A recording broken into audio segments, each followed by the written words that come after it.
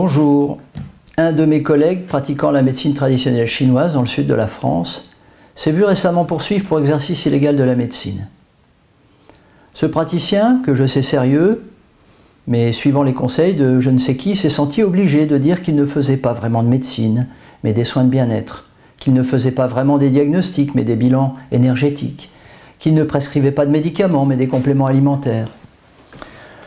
Non seulement cela n'a rien changé à sa condamnation, mais cela n'a fait qu'alimenter l'image de charlatan que l'ordre qui l'a attaqué souhaitait certainement lui donner. Le tribunal qui l'a jugé a d'ailleurs bien précisé que ce procès n'était pas celui de la médecine traditionnelle chinoise, qui est une médecine respectable, mais uniquement mon collègue qui pratiquait cette médecine sans être médecin. Et là, je trouve que ça commence à bien faire. Alors même si aucun juge ne me l'a personnellement jamais demandé, j'ai envie de passer pour ma part aux aveux complets. Je pratique la médecine traditionnelle chinoise depuis 40 ans et je l'enseigne depuis 30 ans. J'ai suivi un enseignement traditionnel de cette médecine, non pas de manière universitaire, mais à la façon d'un compagnonnage auprès de l'un de ses plus grands maîtres, héritier de 15 générations de médecins en Chine, mondialement connus et respectés et récemment décédés. C'est aussi en sa mémoire que je me sens obligé de parler ici. Car il semblerait que le docteur Leong Kok-Yuen n'a jamais été médecin au sens où semble l'entendre le droit français, dans la mesure où il n'a pas, plus que ses ancêtres évidemment, passé de diplôme de médecine occidentale.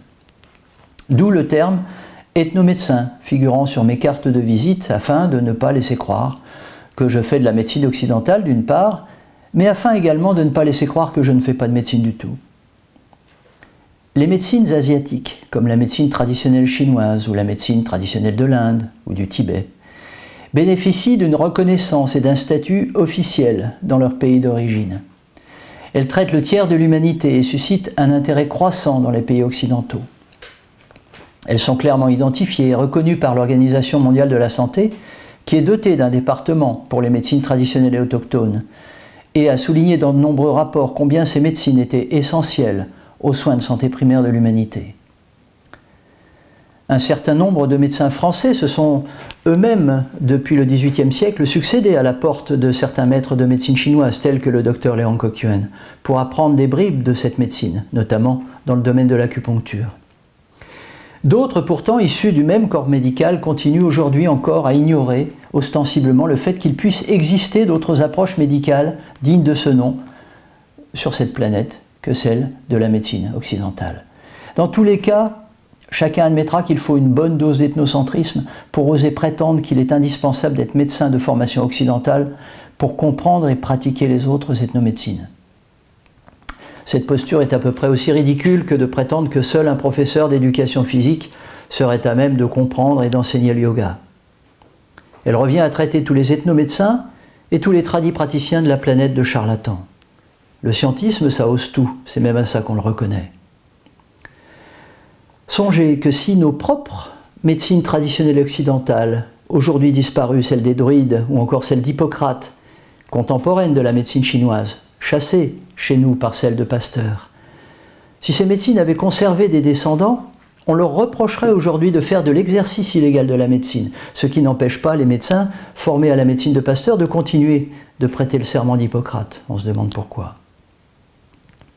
Si le droit médical hexagonal voulait aller au bout de sa logique, ne devrait-il pas également poursuivre tous les médecins, pharmaciens, infirmiers, kinésithérapeutes et autres professionnels de la santé qui se font soigner ou qui étudient auprès de médecins traditionnels non diplômés de nos facultés? J'en reviens à mon collègue dont les médecins et la justice locale ont feint de découvrir l'existence au moment de son procès, alors qu'il sévissait depuis de longues années. Je voudrais dire ceci. Je soigne moi-même des gens depuis 40 ans et je ne m'en suis jamais caché. J'ai eu le bonheur de soulager de nombreuses souffrances, d'améliorer bon nombre de vies, en qualité, si ce n'est en durée, d'offrir à quelques mamans la possibilité de concevoir et à quelques personnes en fin de vie la possibilité de moins souffrir ou de mieux se préparer. J'ai suivi quelques corbillards aussi sur invitation des familles me remerciant de ce que j'avais fait pour les leurs. Je ne me suis jamais caché de ne pas savoir interpréter les examens ou les imageries médicales de médecine occidentale, qui pour moi sont du chinois, et dont je n'ai aucunement besoin pour poser mon propre diagnostic en ethnomédecine chinoise fondé sur d'autres critères et une autre épistémologie. Il m'arrive pourtant, et à l'inverse, d'être celui qui rassure des patients terrorisés à l'idée de faire face à des batteries d'examens ou des protocoles thérapeutiques lourds lorsque la gravité de leur état semble l'exiger. De toute ma vie, je n'ai jamais eu de plainte déposée par un patient, un étudiant ou sa famille. Peut-être ai-je eu de la chance, car je sais la puissance, parfois dévastatrice et bornée, du chagrin, comme de la jalousie. Mais la chance se cultive notamment par l'honnêteté, la prudence, le respect d'autrui, et surtout l'étude de toute une vie.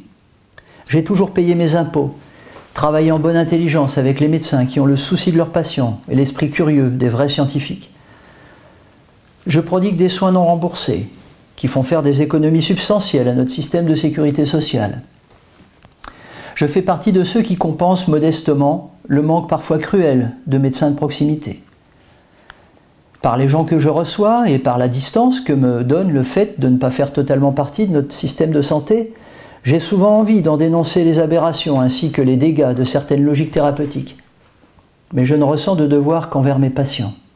C'est à eux que j'ai décidé de consacrer ma vie, même si je n'ai pas prêté de serment face à des pairs pour cela. Ce n'est qu'à eux que j'ai des comptes à rendre et non à des ordres cherchant à défendre un monopole ou des prérogatives. Si quelqu'un voulait un jour me juger, au lieu de s'agripper à un texte de loi inapproprié, qu'il vienne en consultation, ou qu'il interroge les milliers de patients qui l'ont déjà fait, alors seulement il pourra juger. Pour qu'une tradition perdure, il faut aussi la cultiver, il faut aussi la transmettre. J'ai donc transmis, et je continue de transmettre mon savoir à de nombreux étudiants, venus pour partie du monde médical conventionnel. Ceux-là pourront témoigner du fait que ce savoir est aussi différent de celui qu'ils ont appris que la médecine d'Hippocrate peut l'être de celle de Pasteur. Je suis régulièrement invité en Chine pour faire part de la tradition médicale dont j'ai hérité. Car, fait notable, la médecine traditionnelle chinoise a elle-même subi des vicissitudes dans ce pays, lors de la révolution culturelle. Non seulement je ne me suis jamais caché de tout ce que je fais aujourd'hui, mais j'ai adressé un courrier, remis en main propre au Premier ministre d'un précédent gouvernement, qui l'a transmis à son ministre de la Santé de l'époque, pour lui faire part de notre existence, lui rappeler la valeur, l'utilité et les particularités de la médecine traditionnelle chinoise, et lui dire les difficultés que pose son absence de statut en France. Je n'ai pas vu les jours suivants de policiers débarquer dans mon cabinet pour m'interdire de continuer à soigner mes patients. Je présume que si un voleur ou un assassin écrivait au ministère de la Justice pour lui faire part de leur crime, il ne resterait pas longtemps en liberté. Si l'on m'a laissé depuis tout ce temps la liberté de soigner, j'ose croire que c'est à cause de la nature pardonnable de mon crime, qui est simplement de soulager la souffrance physique et morale de mes semblables par des méthodes inconnues de nos facultés. Alors c'est vrai, il y a tout de même une loi, qui est comme un gravier dans la chaussure de tous ceux qui exercent la même activité que moi. Cette fameuse loi sur l'exercice illégal de la médecine. Il est bon qu'une telle loi existe, tant il est vrai que le charlatanisme existe dans toutes les professions, et qu'il est anormal et dangereux en matière de médecine de se prévaloir de compétences que l'on n'a pas. Le gros problème, c'est qu'à aucun moment cette loi ne précise de quelle médecine elle parle. Si vous vous intéressez à son histoire, vous constaterez que la loi sur l'exercice illégal de la médecine en France a été écrite à une époque où notre pays était loin de s'intéresser au fait qu'il puisse exister d'autres systèmes médicaux dans le monde. Il n'a jamais été conçu pour statuer sur ces dernières. Dans la société d'aujourd'hui, ce texte de loi ressemble à un vêtement d'enfant que l'on continuerait de faire porter à des adultes. Pourtant, tel Fernand Reynaud dans un sketch célèbre, par besoin de se sentir pleinement intégrés dans notre société, sans doute, certains praticiens de médecine traditionnelle chinoise en France ont fait le choix de se contorsionner pour essayer d'entrer dans ce costume mal ajusté. Ils acceptent de se plier à une formation en médecine occidentale, en préliminaire à celle de la médecine chinoise. Ou encore, ils évitent tous les mots qui fâchent au regard de la loi actuelle. Médecin, acupuncture, diagnostic, patient. Surtout pas. Je préfère pour ma part rappeler les faits qui suivent et faire une demande solennelle. Attendu que la médecine traditionnelle chinoise est, à l'instar de la médecine traditionnelle de l'Inde ou du Tibet, une science médicale savante, vieille de plusieurs millénaires, appartenant au patrimoine scientifique et culturel de l'humanité. Attendu que la médecine traditionnelle chinoise dispose de sa propre épistémologie, de sa propre manière de poser des diagnostics et de sa propre manière de traiter et de prévenir les maladies. Attendu que l'acupuncture fait historiquement partie intégrante de cette médecine. Attendu que l'Organisation mondiale de la santé reconnaît l'existence des médecines traditionnelles et autochtones et le rôle essentiel qu'elles jouent dans les soins de santé primaires de la population mondiale. Attendu que les usagers de santé occidentaux et notamment français ont couramment recours depuis plusieurs siècles à la médecine chinoise et qu'ils la plébiscitent.